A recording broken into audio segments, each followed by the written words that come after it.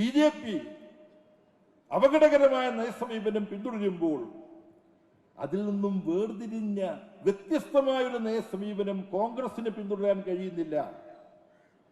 വ്യത്യസ്തമായൊരു സമീപനം പിന്തുടരാൻ കഴിയുന്നത് ഇടതുപക്ഷത്തിനാണ്. വ്യത്യസ്തമായ സമീപനം കോൺഗ്രസിനും BJPക്കും തമ്മിൽ പിന്തുടരാൻ കഴിയാത്തതിന്റെ വേറെ വലിയൊരു അപകടമുണ്ട്. എന്താണ് അപകടം? ഏതു സമയത്തും ഏത് കോൺഗ്രസ് നേതാവിനും BJP ആയിട്ട് മാറാം. ഇന്നിപ്പോ രാവിലെ പത്മജ വേണുഗോപാല് BJP ആയിട്ട് മാറിയപ്പോൾ അതിൽ അസ്വാഭാവികമായിട്ട് നാട്ടിലധികം ആളുകളൊന്നും കാണുന്നില്ല. അതിനു മുമ്പ് അനിൽ ആന്റണി BJP ആയി മാറിയപ്പോൾ അസ്വാഭാവികമായിട്ടൊന്നും കാണുന്നില്ല.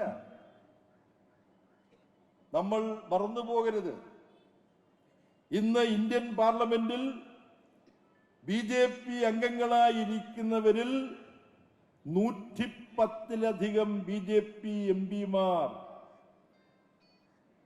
തൊട്ടു മുമ്പ് കോൺഗ്രസിന്റെ നേതാക്കന്മാരായിരുന്നവരാണ്.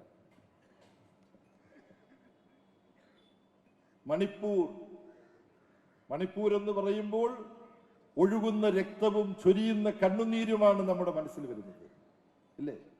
കണ്ണുനീരും ചോരയും ഒഴുക്കുന്ന ഒരു സംസ്ഥാനം മണിപ്പൂർ. ആ മണിപ്പൂരിനെ രക്തവും കണ്ണുനീരും ഒഴുകുന്ന ഒരു നാടാക്കി മാറ്റിയതിന് അവിടുത്തെ മുഖ്യമന്ത്രി ബിരൻ സിംഗ് പ്രധാനപ്പെട്ട കുറ്റവാളിയാണ്. പക്ഷെ അദ്ദേഹം തുടരുകയാണ്, ആ പദവി തുടരുകയാണ്. ആ മണിപ്പൂരിന്റെ ദുരവസ്ഥയ്ക്ക്, ദുഃഖസങ്കുലമായ സ്ഥിതിക്ക് കാരണക്കാരനായ ബിരൻ സിംഗ് എന്ന BJPയുടെ മുഖ്യമന്ത്രി BJP മുഖ്യമന്ത്രിയാകുന്നതിന് മുമ്പ് കോൺഗ്രസിന്റെ നേതാവായിരുന്നു. പൗരത്വ ഭേദഗതി നിയമം നടപ്പാക്കുന്നതിന് ന്യൂനപക്ഷ വിരുദ്ധമായ സമീപനങ്ങളുമായി മുന്നോട്ടു പോകുന്ന ആസാമിലെ BJPയുടെ മുഖ്യമന്ത്രി ഹെമന്ത ബിശ്വ ശർമ്മ. ആരാണ് ഈ ഹേമന്ത് ബിശ്വ ശർമ്മ? ആസാമിലെ BJP മുഖ്യമന്ത്രി. അദ്ദേഹം കോൺഗ്രസ് നേതാവായിരുന്നു.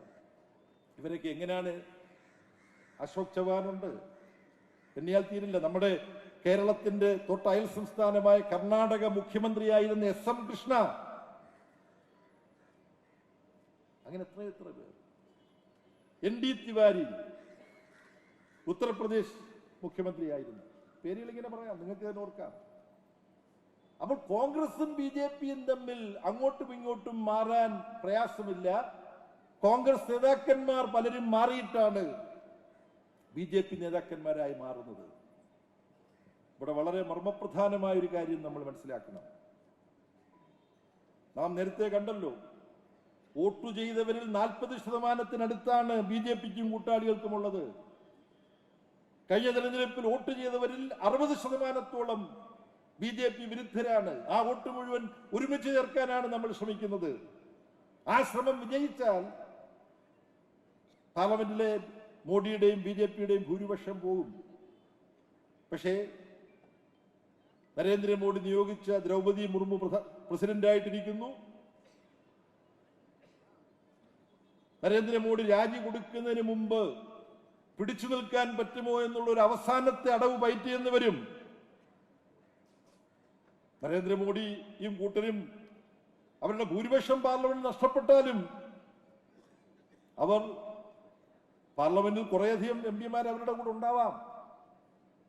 ആ ഘട്ടത്തിൽ നരേന്ദ്രമോദി എടുക്കാനിടയുള്ള സമീപനം എന്താ? ഒരു മധ്യപ്രദേശിൽ അവർക്ക് ഭൂരിപക്ഷം പോയപ്പോൾ MLAമാരെ വാങ്ങി ഗവൺമെന്റ് ഉണ്ടാക്കി. മധ്യപ്രദേശിൽ തെരഞ്ഞെടുപ്പ് കഴിഞ്ഞതിന് മുമ്പ് തവണ തെരഞ്ഞെടുപ്പ് നടന്നപ്പോൾ മധ്യപ്രദേശിൽ കമൽനാഥിന്റെ ഗവൺമെന്റാണ് ആദ്യം വന്നത്. MLAമാരെ വാങ്ങിയിട്ട് BJP ഗവൺമെന്റ് വന്നു. മഹാരാഷ്ട്രയിൽ തെരഞ്ഞെടുപ്പ് കഴിഞ്ഞപ്പോൾ വിശാല സഖ്യമാണ് ഗവൺമെന്റ് ഉണ്ടാക്കിയത്.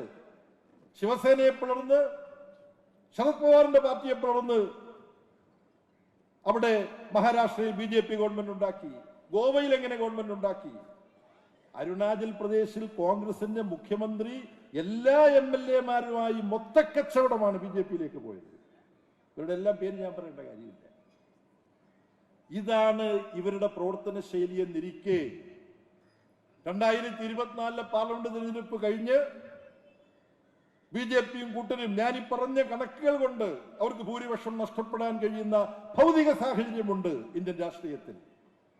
പക്ഷേ ഭൂരിപക്ഷം നരേന്ദ്രമോദിക്കും കൂട്ടർക്കും നഷ്ടപ്പെട്ടാലും അവർ പ്രതീക്ഷ അർപ്പിച്ചിരിക്കുന്നത് സംസ്ഥാനങ്ങളിൽ ഭൂരിപക്ഷം നഷ്ടപ്പെട്ടിട്ട് ഒറ്റയ്ക്കും തെറ്റയ്ക്കും കൂട്ടായും MLA-മാരെ വാങ്ങി പിടിച്ചു നിന്നതുപോലെ പാർലമെന്റിൽ പിടിച്ചു നിൽക്കാൻ, ലോക്സഭയിൽ പിടിച്ചു നിൽക്കാൻ അഴിമതി രാഷ്ട്രീയത്തിലൂടെ, കുതിരക്കച്ചവടത്തിലൂടെ തന്റെ ഭരണത്തിൽ തുടർന്നും മുന്നോട്ടു പോകാൻ നരേന്ദ്രമോദി ശ്രമിക്കാൻ സാധ്യതയുള്ളപ്പോൾ